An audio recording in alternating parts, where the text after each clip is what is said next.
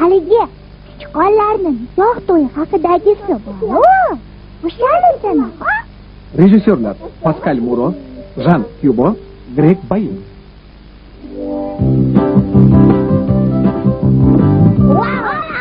Borilar kelishdi. Ajdodlar kelishdi. Mana qizigan keldi. Mana bizni mustaqil qalamiz. Nishonlilar bolalar. Qani bo'shatinglar-chi, meni mustahkam qalammi? Siz ajdodlarga ishonasizmi? Boridan qo'rqasizmi? Shoh qizga uchrayotganmisiz? Yo, hamma savollaringizga birdan javob bera olmayman. Yaxshisi eshitinglar, sizlarga bir qizaloq haqida so'zlab beraman. Bu qizaloqning ismi Mariya Volget, lekin hamma uni Marloget deb chaqirardi. Bir kun Marloget o'rmonda qo'ziqorin terib yurganda, birdan bahaybat bir maxluq unga tashlanib, uyasiga olib keta boshlabdi. Bu maxluq quloqlari dikkaygan, og'zi qip-qizil bo'z bo'ri edi.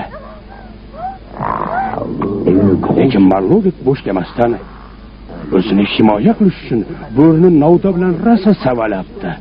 Natijada bo'rini sillasi quribdi.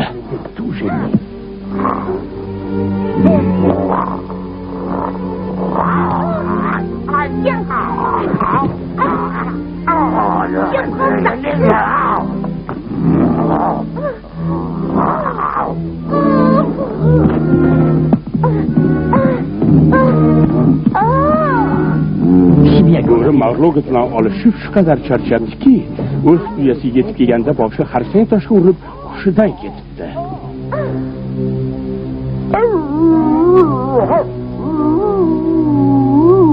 Ajab bo'ldi.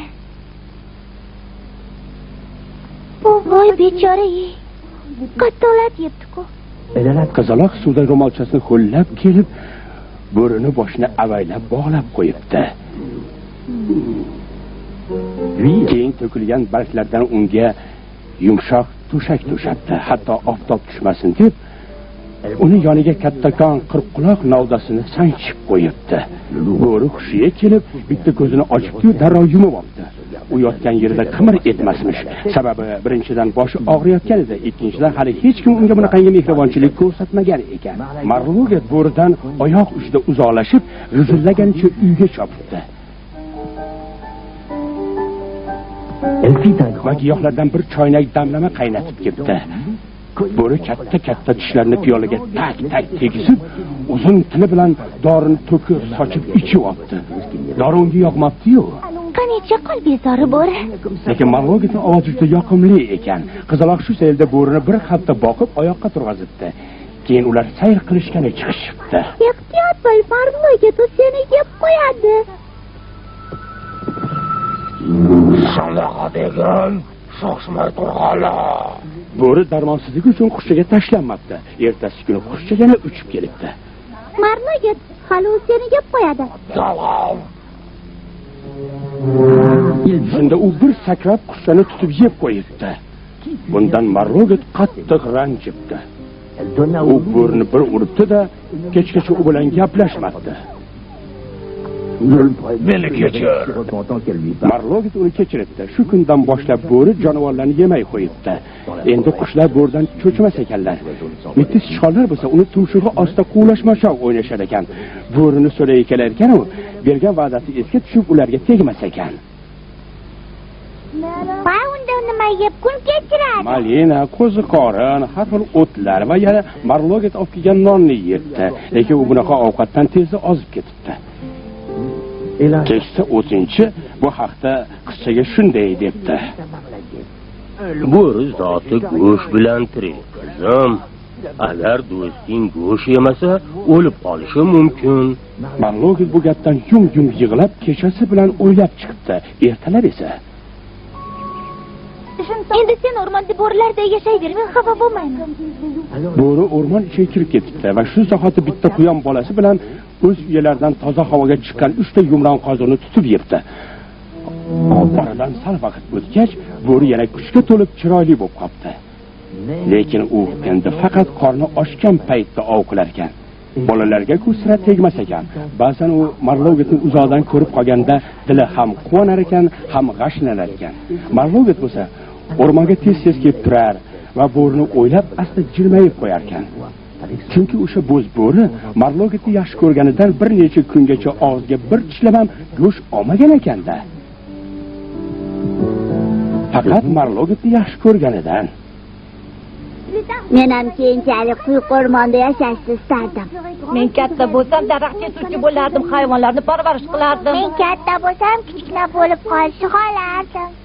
Sen ham o'rmonda yashashni xohlarmiding? Ha, albatta, faqat bir o'zim emas. Sizlar o'zi shunaqa qo'rqoq bo'lishadi. Chaqiraman bola bo'lsam bir o'zim yetaman o'rmonga. Qo'yinglar, tortishmanglar. Amakijon, agar o'rmonga borsak nima olishimiz kerak? Kompot, adashib qolmaslik uchun. Yana bir kunli ovqat ham. Yana qo'rqog'im ham bo'lmasa uyda zerikib Opaslar, o'zi o'rmonda qancha vaqt yashamoqsizlar? O'zingiz bilasiz-ku, ba'zi hayvonlar butun umr o'rmonda yashashadi. Kelinglar, yaxshi men sizlarga o'rmonda yolg'iz sayr qilgan bir qizaloq haqida gapirib beray.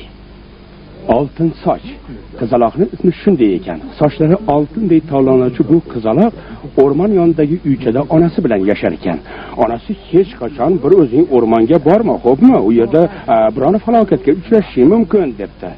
Bir kuni oltin soch o'rmon chekkasida o'ynab yurib, daraxtlar tagida o'sgan qip-qizil sumbulni ko'rib qoldi. U o'rmon ichiga 2 qadam yurib kirib, gulni uzibdi. Shu payt oq sumbul gulni ko'ribdi. U qizil sumbuldan ham chiroyliroq ekan. Qizaloq yana 3 qadam ichkariga kirib, o'sha gulni ham uzibdi. Qarasa, nariroqda oq sumbullar chamanday ochilib yotgan ekan. Oltin soch yugurib borib, o'sha gullardan guldasta yasay boshladi.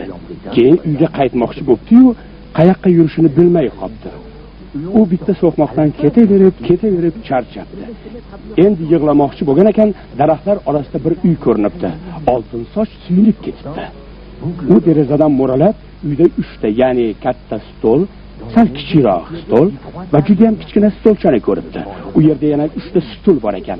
Katta stol yonida katta stul, sal kichikroq stol yonida kichikroq stul, kichkina stolcha yonida jajjigina stulcha turganmish. Har qaysi stolga bir kosadan ovqat suzib qo'yilgan ekan. Katta stolda kattakon kosa, sal kichikroq stolda o'rtamiyona kosa, kichkina stolchada jajji kosa turganmish. Oltin sochga bu uy yoqib qoldi. Kosadagi ovqatdan xushbo'y is taralibdi. Qizaloq uyga kirib, katta stol oldiga boribdi. U juda baland ekan. Keyin sal kichikroq stolga yaqinlashibdi. Bu ham balandlik qildi. Shunda u kichkina stolcha oldiga boribdi. Bunisi unga juda mos keldi. Oltin soch kattakon stolga o'tirmoqchi bo'ldi. Qayoqda? Katta stol juda katta ekan. U o'rtanchi stolga chiqib o'tirmoqchi bo'lgan ekan, g'ijirlab ketdi. Nihoyat u jajji stolchaga o'tiribdi. Bu stolcha unga mos ketdi. Oltin soch katta kosadagi ovqatdan ichibdi. Voy, muncha qaynoq. Keyin o'rtacha kosadagi sho'rvadan tatibdi. Voy, muncha sho'r. Nihoyat u jajji kosadagi sho'rvadan ichibdi. Voy, biram mazaliki. Oltin soch kosadagi sho'rvani bir tomchi ham qoldirmabdi. Keyin borib qo'shni xonaning eshigini ochibdi. U xonada 3 ta sarishta kravat turganmish. Katta kravat, sal cho'roq kravat va kichkina kravatcha. Qizaloq katta kravatga chiqmoqchi bo'ldi. Juda ham baland. Sal cho'roq kravat. Yumshoq emas ekan. Nihoyat u kichkina kravatchiga chiqqan ekan, u o'ziga lop-paloyiq ketdi. Oltin soch bir zumda uxlab qoldi. Ana shu payt uy egalari ayiq polvon, ona ayiq va kichkinagina ayiqcha qorinlari ochib, sayrdan qaytib kelishibdi. Kim tegdi meni ustulimga? Kim qo'zg'atdi meni ustulimga? Meni ustulimni kimdir qo'zg'atdi. Kim kovladi meni ovqatimni? Kim ichib ko'rdi ekan meni ovqatimdan? Kim ichib qo'ydi meni ovqatimni? Kim tegdi meni kravatimga? Voy, kim chiqdi meni kravatimga? Qaranglar, meni kravatchamda kichkina qizcha yotibdi. Asib bu shovqindan oltin soch uyg'onib ketibdi. U kravatdan sakrab tushdi-da, lip etib derazadan qochib chiqib ketibdi. Ayiqlar mehribon ekanlar, qizaloqni orqasidan quvlashmabdi.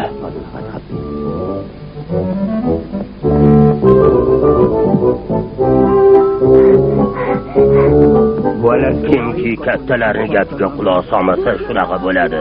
Rejissyori Kamoliddin Usmonov. Rejissyor yordamchisi Mahkam Sultonov. Ovoz rejissyori Anna Sharova. Video muhandis Mustafa Seyid Umer. Tarjimon Qodir Mirmuhammad. Muharrir Komil Tursunboyev.